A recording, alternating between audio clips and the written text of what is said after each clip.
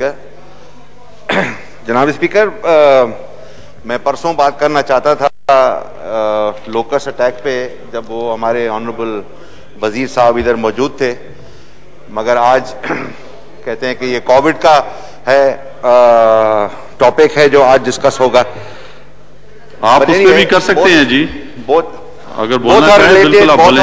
और हमारे मसले जी हाँ, टिड्डी दल पे भी बोल सकते हैं आप, आपको आज शुक्रिया भी मौका है शुक्रिया बोलने स्पीकर का। साहब। स्पीकर साहब, मसले तो बहुत हैं, गंभीर मसले हैं कि किसको हाईलाइट किया जाए। क्या कोविड हमारा सबसे अहम मसला है?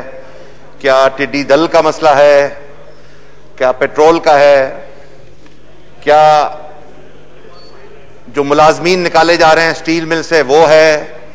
जो हाला पीआईए का क्रैश हुआ, क्या वो अहम है? अहम तो सब हैं, मगर हमें तवक्का है कि गवर्नमेंट जो है वन बाय वन सब उसको एड्रेस करेगी।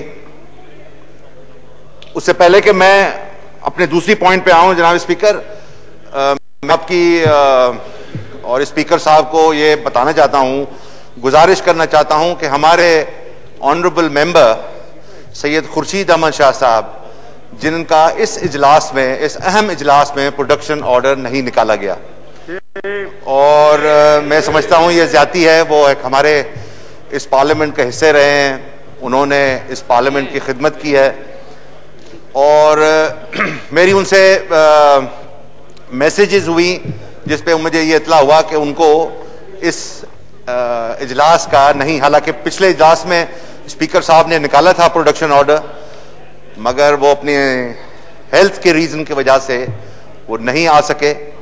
मगर मैं फिर भी समझता हूं कि ये हमारे हाउस का, स्पीकर साहब का ये बनता है कि वो उनका प्रोडक्शन ऑर्डर निकालें। जनाब स्पीकर, अगर आप ब्लूमबर्ग एक इंटरनेशनल इदारा है जिसकी ऑब्जर्वेशन यह है कि टिड्डी दिल जो है, लोकस का जो मसला है, वो हमारे मुल्क में कोविड से ज्यादा अहम है। अब मुझे इल्म नहीं कि गवर्नमेंट ने कितना उस पे फोकस किया हुआ है, इसलिए कि मुझे ये याद आता है, और आपके रिकॉर्ड में भी होगा स्पीकर साहब, लास्ट बजट सेशन में स्पीकर साहब चेयर कर रहे थे, मैंने ये गुजारिश की, और ये पहला इशू बजट से पहले हमारे प्रेसिडेंट आसिफ अली जरदारी साहब ने उठाया था, और उसके बाद मैंने अपनी बजट स्पीच में लोकस पे किया था, जिसपे स्पीकर साहब ने मुझे ऑन होल्ड करके उस वक्त के वजीर को ये हुक्म दिया कि आप इसको एड्रेस करें।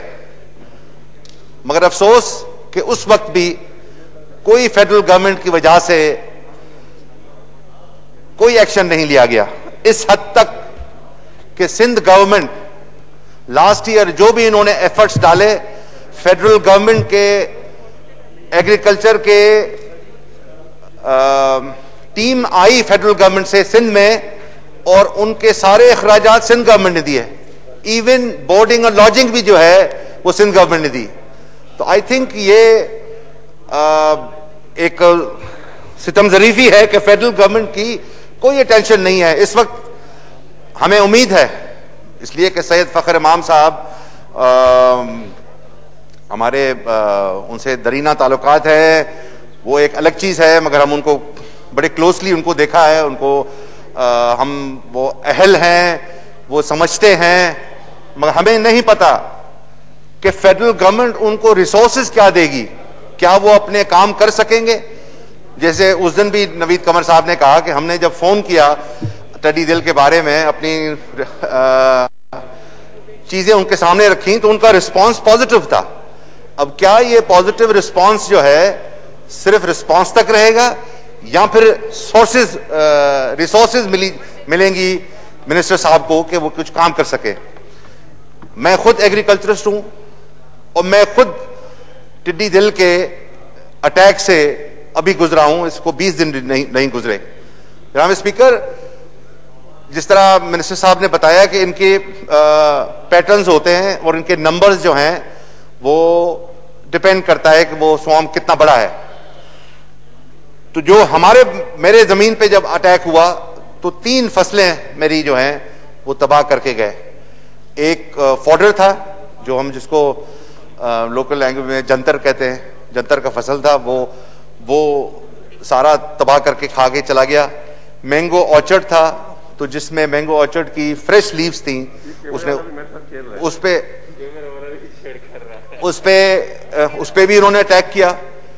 और तीसरा अटैक किया उन्होंने कॉटन। उस वक्त कॉटन जो है उसकी ग्रोथ जमीन से बस इतनी सी निकली थी, 2-4 इंच, मगर वो आके उसको तबाह कर गया। हमने कोशिश की उसको रिवाइव करने की, पानी दिया, मगर वो रिवाइव नहीं हुआ। तो जो दोबारा फिर वो क्रॉप को लगाना पड़ गया, which is a huge loss for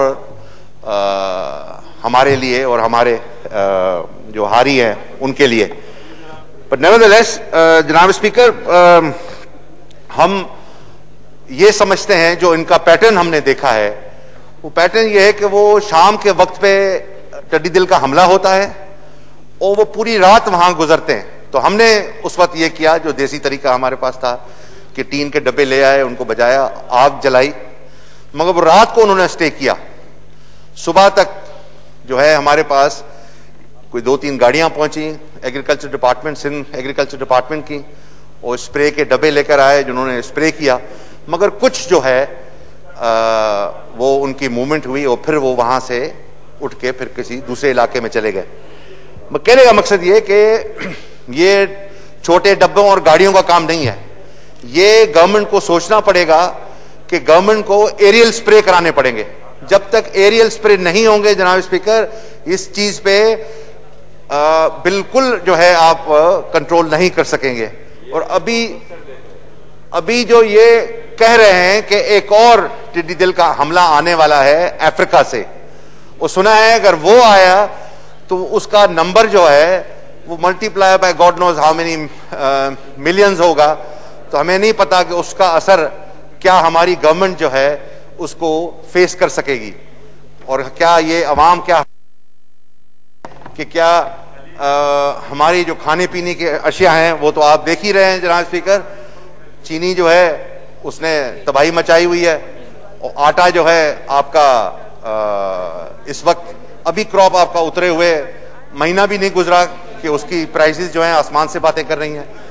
और आगे चल के भी अगर आपका नहीं हुआ तो 22 करोड़ की आबादी में आप किस तरह हम फेस करेंगे। तो इसलिए हम समझते हैं कि फेडरल गवर्नमेंट को इस वक्त अपना सारा फोकस जो है उनको लोकस पे करना चाहिए। और हम उम्मीद रखते हैं कि हमारे जो वजीर साहब हैं वो भी उनको भी फंड्स दिए जाएंगे कि वो कुछ काम कर सकें। अगर ना दिए गए, सिर्फ उनको ये दिया गया कि जी आप जो है असेंबली में तकरीर करके आ जाएं, तो मेरे ख्याल से वो भी काम नहीं कर सकेंगे। तो मैं ये आखिर में आपका शुक्रिया अदा करूंगा जनाब speaker. Hopefully the government wakes up. Thank you. शुक्रिया जी। जी जनाब इंजीनियर साबिर हुसैन कैम खानी।